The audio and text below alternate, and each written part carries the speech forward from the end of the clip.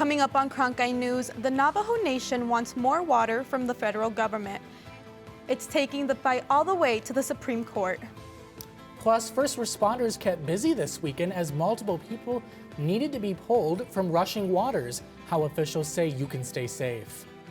And later, a group of neighbors wants to stop the Coyotes from building a new arena in Tempe.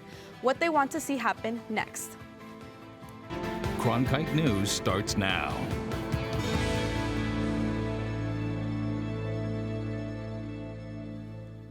Good evening and welcome to Cronkite News on Arizona PBS. I'm MIRIAM CRISTAL. And I'm John Brown. Thank you for joining us.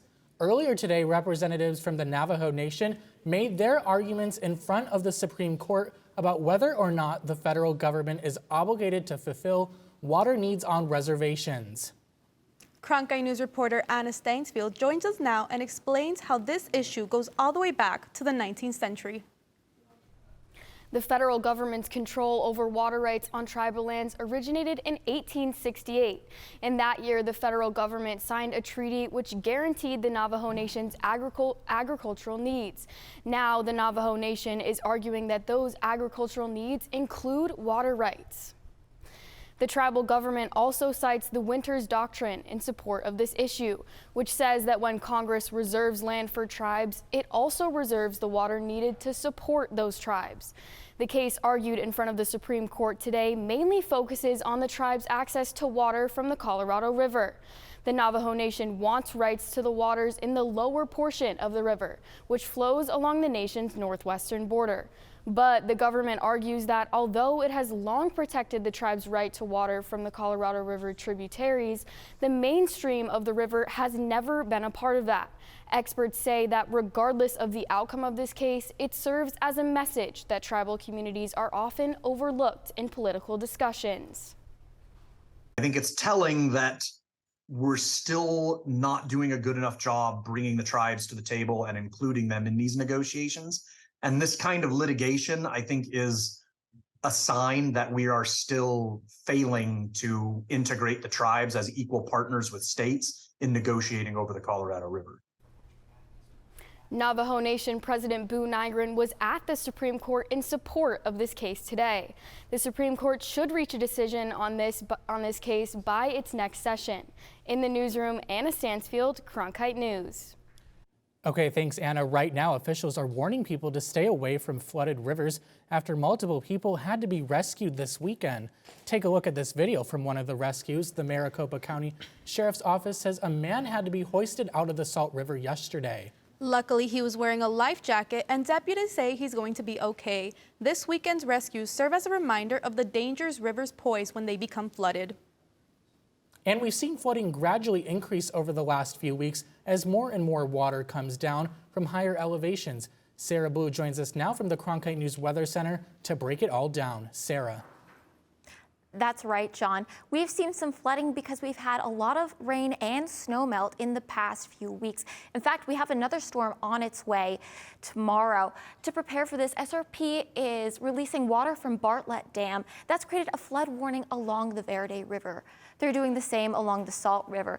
Ahead of the Granite Reef area, there could be some very strong cold currents. So if you're out kayaking or paddleboarding, be sure that you stay safe. After the dam, there could be some rivers that overflows its banks. So flooding in traditionally dry areas or in river crossings. That extends all the way along the river, barring the Tempe Town Lake region.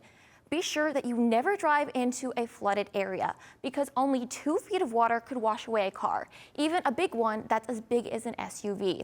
A good rule of thumb is if you see a flooded roadway that you turn around and don't drown. Back to you guys at the desk. Thank you, Sarah. Also happening now, officials in Gila County are searching for the mountain lion that attacked a man along the Salt River on Thursday. The 64-year-old man was part of a rafting group that was camping along the river. Hunters with bloodhounds are now searching for that mountain lion. Officials have yet to provide an update on the man's condition. Despite some recent wet weather, Arizona is a great place to be outside this time of year. But is our air the healthiest? A number of concerned Arizonans are marching for cleaner air at the Capitol tonight. Cronkite News reporter Brianna Steele is at the Capitol now to tell us what they hope to achieve. Brianna? I'm here at the Capitol where local climate groups and activists will meet and make signs in anticipation for their march here at 5:30. 50 to 100 Arizonans are expected to gather. Their goal, cleaner air solutions. The poor air quality in Arizona has had an impact on its communities for years. According to one measurement from the EPA, just last year, Phoenix reported 26% of their days were unhealthy for sensitive groups, and 1.6% was very unhealthy. And according to the American Lung Association, Arizona's hot temperatures mean a higher level of ozone, which for people with underlying health conditions like asthma can be very dangerous. Beyond the city's pollution, Arizona's wildfires have also contributed to the poor air quality throughout the state. I recently spoke to Hazel Chandler, the field coordinator for Moms Clean Air Force, who will be speaking at the march later today. Well, soot is one of the greatest risks to our health here in Arizona. This area has had serious air pollution violations for many, many years. And soot is actually wreaking havoc with our health and our lives of all Arizonans, but especially those that are most at risk and sensitive. In addition to the march, there will also be a number of speakers. Again, this is at 5:30. At the Capitol, Brianna Steele, Cronkite News. Thank you, Brianna. Right now, the Federal Reserve is working to instill confidence in the banking system after multiple banks shut down over the last few weeks. The Federal Reserve and other global central banks announced a coordinated effort aimed at stabilizing the system worldwide. Essentially, they want to keep credit available for households and businesses, but some experts aren't sure it will work. Goldman Sachs says that there's now a 35% chance of the U.S. entering a recession within the next year. That's a 10% higher than at the start of the crisis. The U.S. is still working to learn more about a collision last week between a Russian fighter jet and an American drone. Video released last week shows a Russian fighter jet dumping fuel on the drone before the feed cuts off, right as the jet makes impact. It happened near Ukraine on Tuesday. The U.S. had to intentionally crash the drone into the Black Sea because of the damage.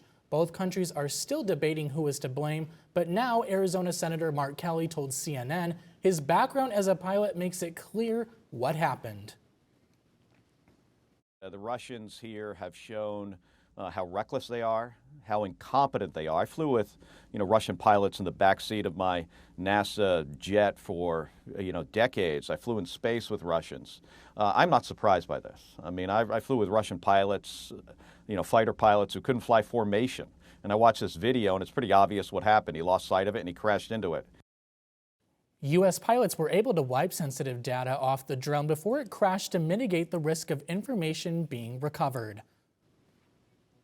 The Arizona Coyotes are planning on building a new arena in Tempe, but not all Tempe residents are happy with the idea of a sports venue in the middle of their city. Cronkite News reporter Shira Tanzer tells us why people are opposed to the idea.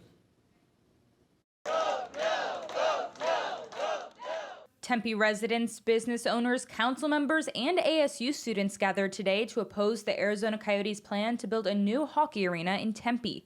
Macy Wamankala says the plan is not going to serve the Tempe community's needs. We cannot let these developers grab more land while the city ignores the demands from the community, like having more affordable housing, funding for public schools, support for small businesses. The city is holding a special election on May 16th to vote on the 3 propositions that would allow the city to rezone and sell the land to Coyotes owner Alex Marullo.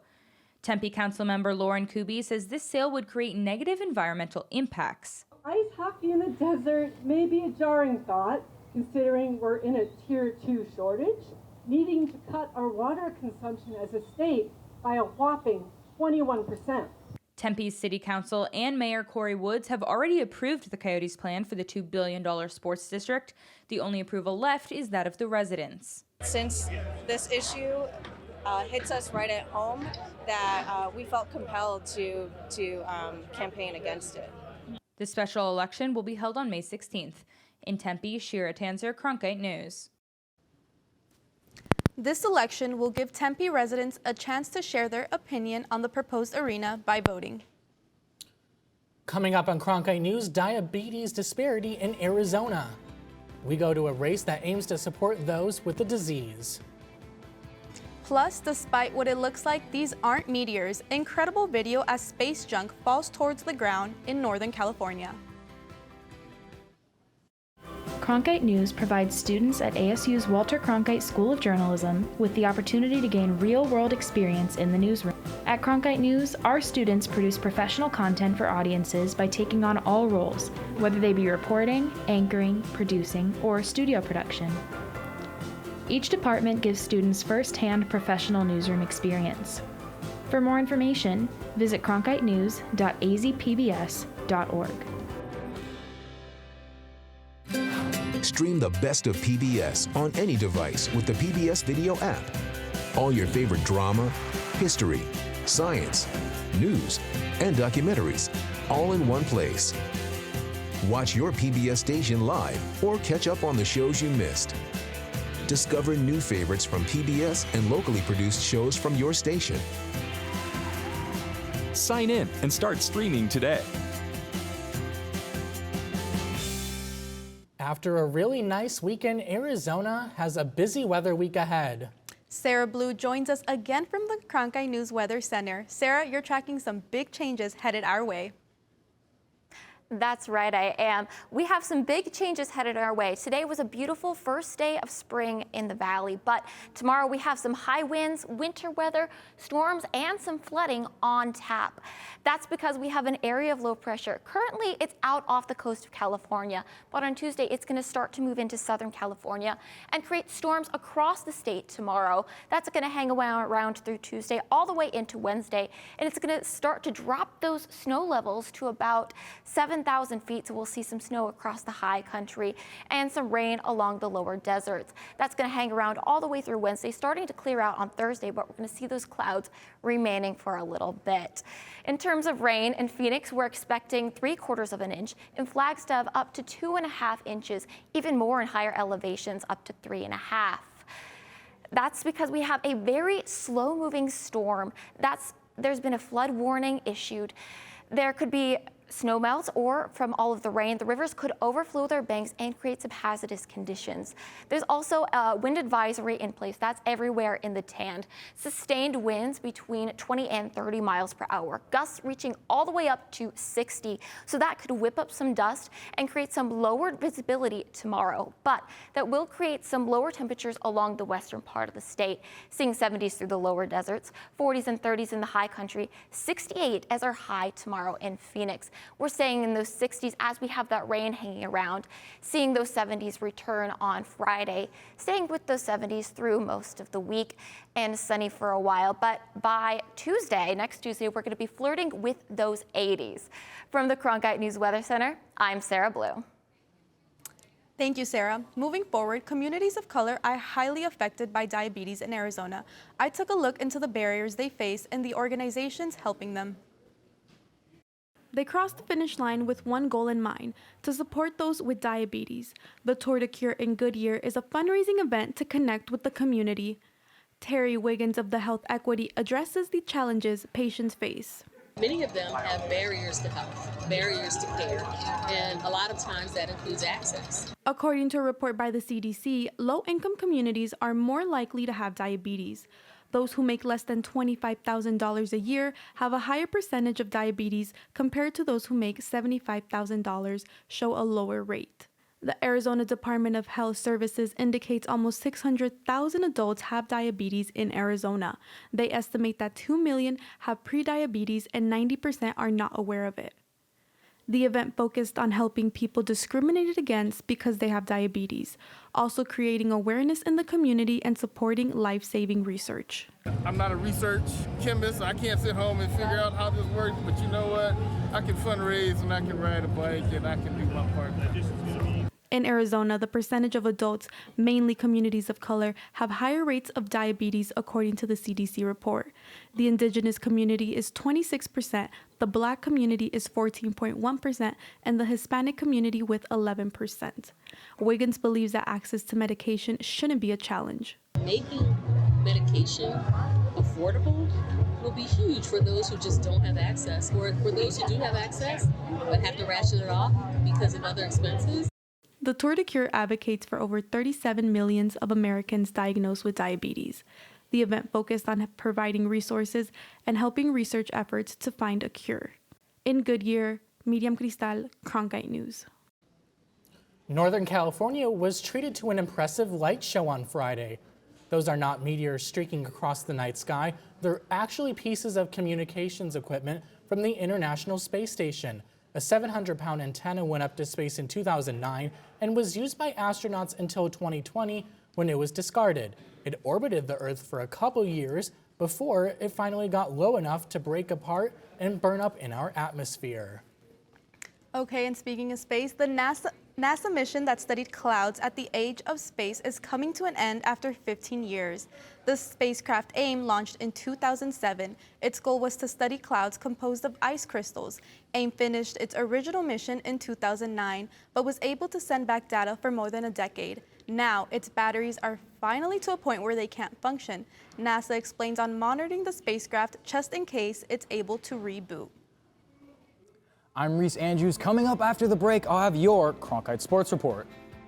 Learn how an ASU alum is making adjustments on the Live Tour.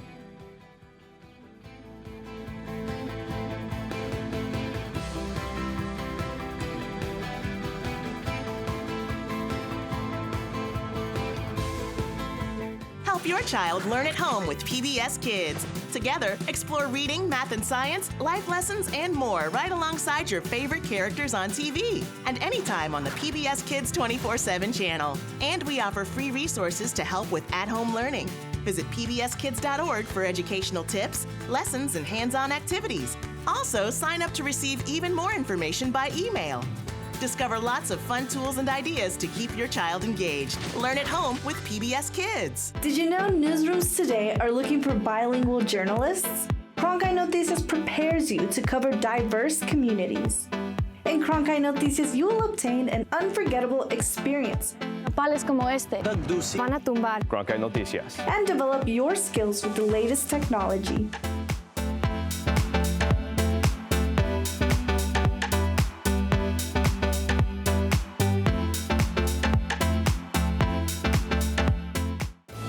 What you get from Washington Week that you will not get anywhere else are the best and the brightest reporters from different media companies, and they're able to have a real conversation. How do you think that so that people understand how power and politics impact their daily lives? Friday nights at 7 on Arizona PBS. Find out what's on Arizona PBS at azpbs.org/schedule.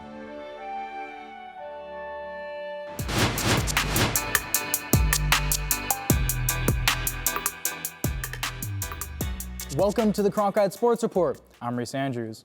It's been a historic March Madness so far. For the first time ever, the Big Dance featured 3 different schools from Arizona. However, things didn't go as planned for any of them.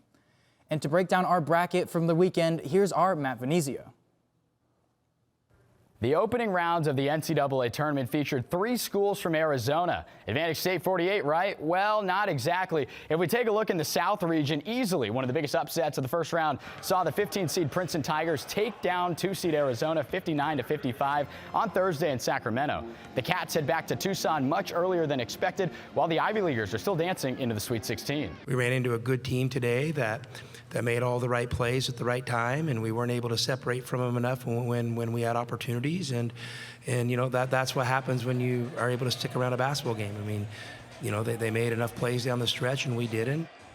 Moving on over to the West region in Denver Friday. Take a look where 14-seed GCU takes on Gonzaga, the 3-seed. The Havocs that made the trip helped keep the game close, but the Lopes fell 82-70. Expected or not, the NCAA berth GCU earned Mark's 2 trips to the Big Dance in the last 3 years. Something to build on moving forward. This is how you build a great program, by having younger guys that play well, you know, get to the NCAA tournament, get a taste of it, and then hopefully you return and you make a splash the next time you get in. Finally, 11-seed Arizona State was the last hope to advance against TCU. In the final seconds, guard DJ Horn sunk a game-tying three with 15 seconds remaining. But TCU's Jacoby Cole scored with 1.5 on the clock, ending the Sun Devils season in heartbreaking fashion, 72-70. It's back to the drawing board for the Sun Devils, who have yet to make a round of 32 under Bobby Hurley. I'm just heartbroken for these guys giving me everything they had all year. Just really advanced Arizona State basketball, and played winning basketball all year. Played unselfishly, played resilient, battled and fought, and it would take the last shot to put us away. So I'm just extremely proud and have all the respect in the world for our effort tonight.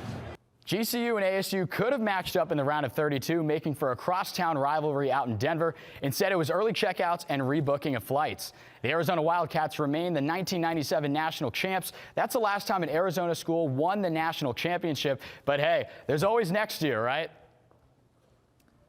From March Madness, let's go to March Madness. ASU wrestling had a strong finish at the NCAA championships this past weekend. The Sun Devils finished 7th overall with 3 top 5 individual finishes. Brandon Courtney earned his 4th All-American selection at 125 pounds and placed 3rd in a sudden victory over his opponent from Lock Haven. Mikhail McGee also placed 3rd and earned himself an All-American selection at 133 pounds. He won in a decision over Dayton Fix of Oklahoma State. With a 4th place finish at 149 pounds, Kyle Parko ended his 3rd All-American selection.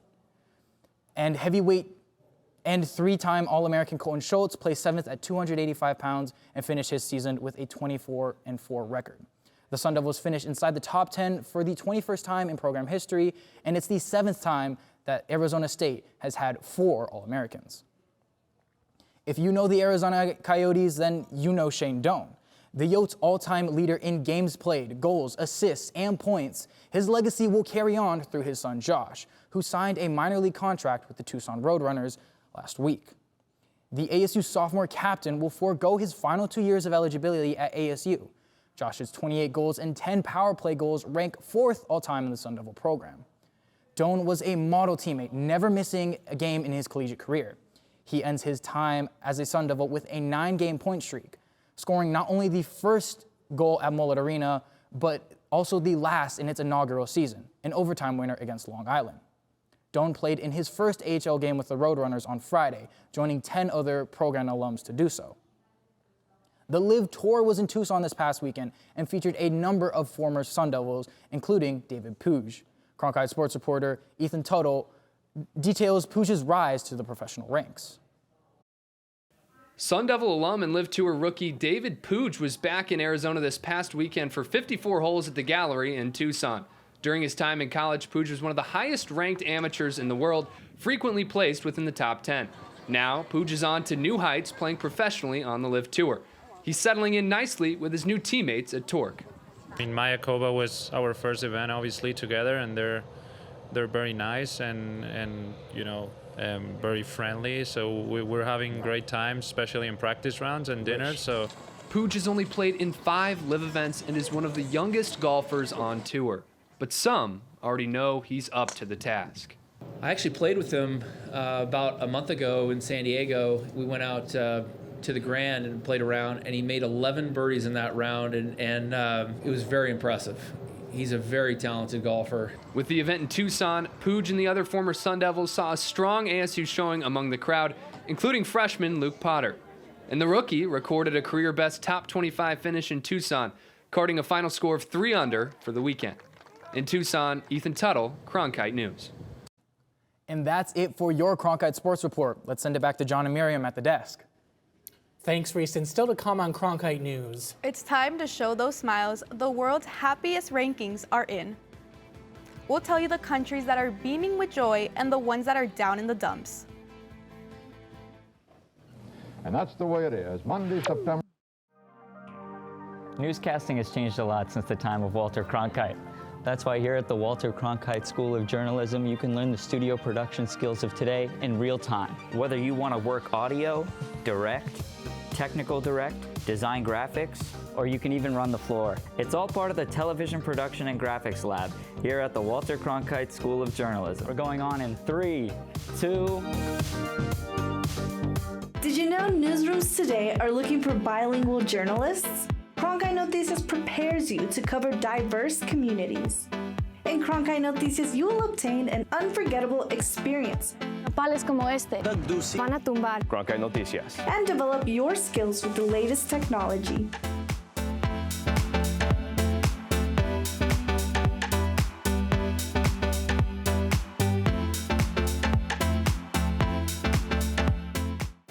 Walter Cronkite School of Journalism and Mass Communications Phoenix Sports Bureau provides students with hands-on learning experiences and opportunities in sports journalism. From covering local high schools, colleges, and the pros, students get the opportunity to go live from our Facebook shows covering local, collegiate, and pro sports in the Valley. From digital reporting, broadcast, social media, and producing, there's opportunities for all. For more, go to cronkitenews.azpbs.org. Welcome back. It is quite literally all smiles for those living in Finland today. That's right. For the 6th year in a row, the Nordic country has been deemed the happiest country in the world.